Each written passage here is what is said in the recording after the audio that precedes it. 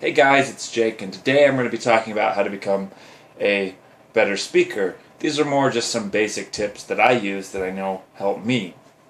So, the first thing that I recommend, highly recommend, is to start reading novels, books, articles. Start reading them out loud. Read out loud. Because really, what public speaking is it's all about being able to pronunciate while other people are paying attention to you. And you've got that thing going on in your head, and you're freaking out like, oh my gosh, what do I say next? What do I do?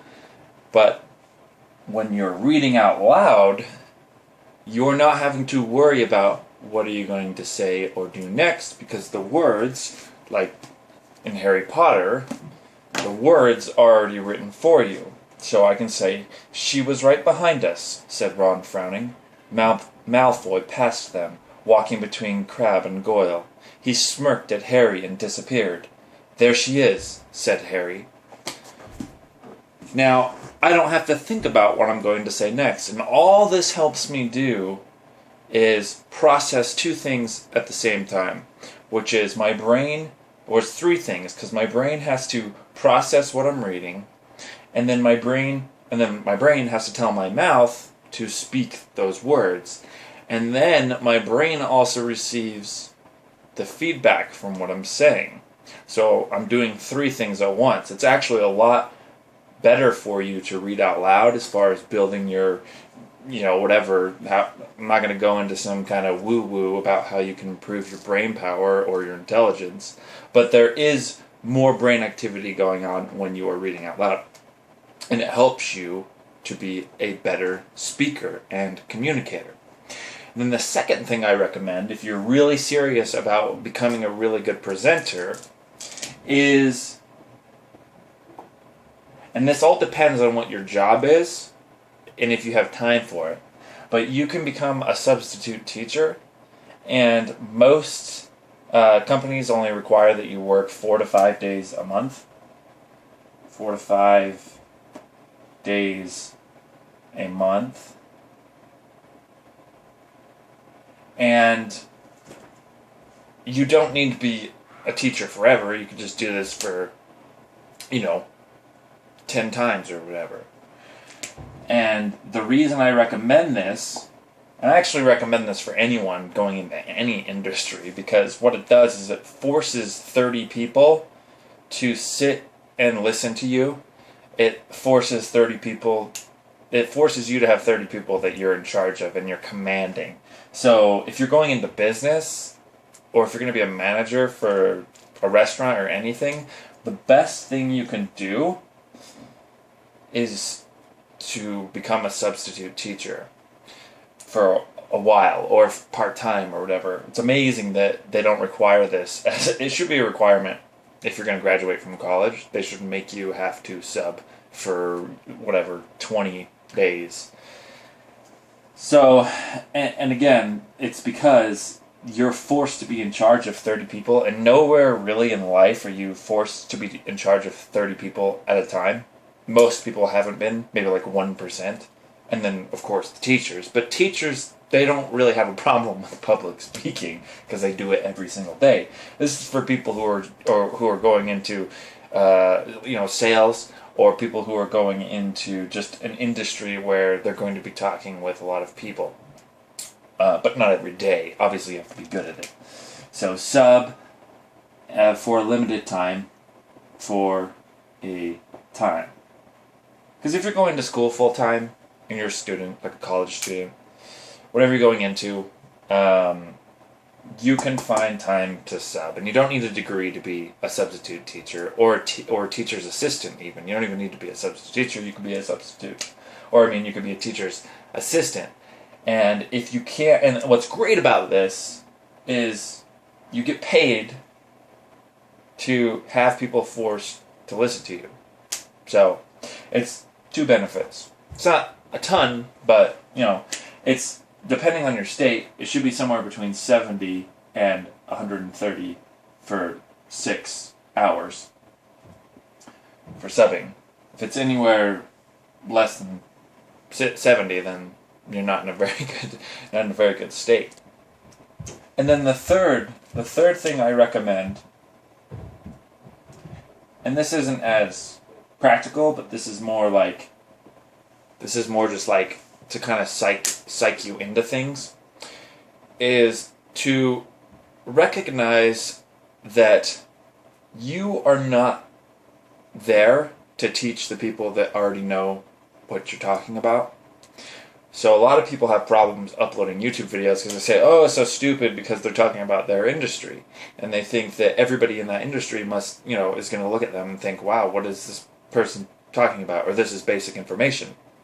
So anytime you're going to be talking to any crowd, or whether or not you're going to be doing any type of video, you just need to think that you are there for the one person that's going to garner information from you. And that will psych you into a better, that'll give you a better psyche, because you won't have to worry about all the haters, or the people that already know all this stuff. And so, you are there for one person. Now the reality is more than one person is going to benefit from your speech, but you only need to convince yourself that one person will benefit from your speech, because as long as one person benefits, it was worth it. And so don't psych yourself out thinking that what you are teaching is irrelevant or not useful. And I think we're coming off the screen here, but I'm going to do one more. I'm going to do it right here.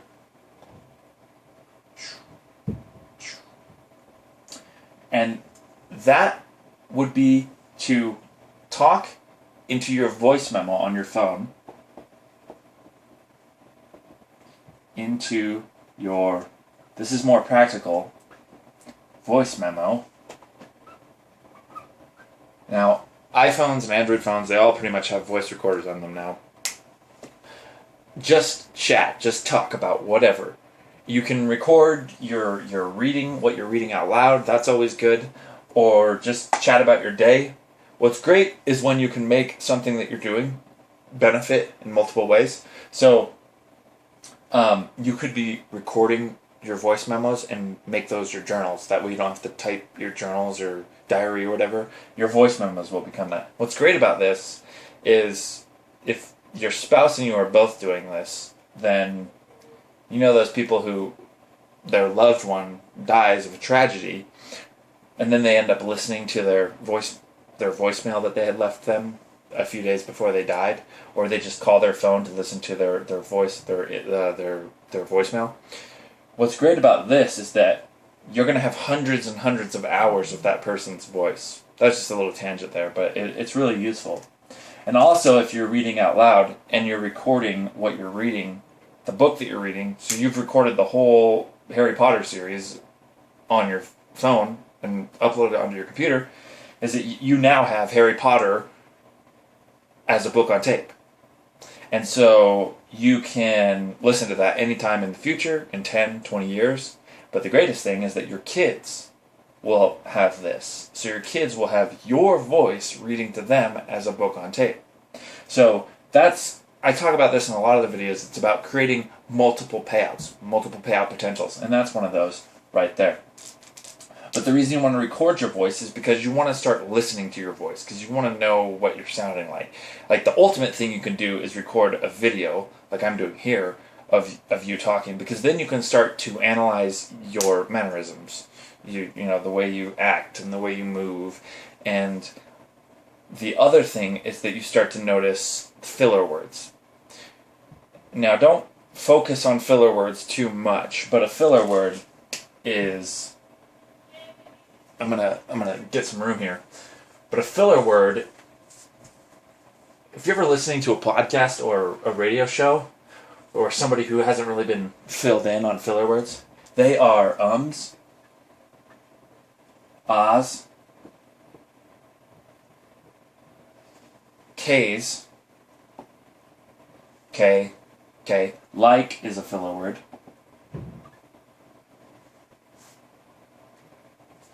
And is a filler word.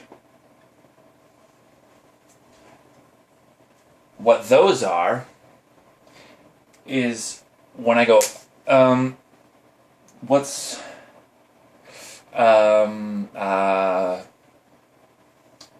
do you see what that is? That's the and I'm filling in space.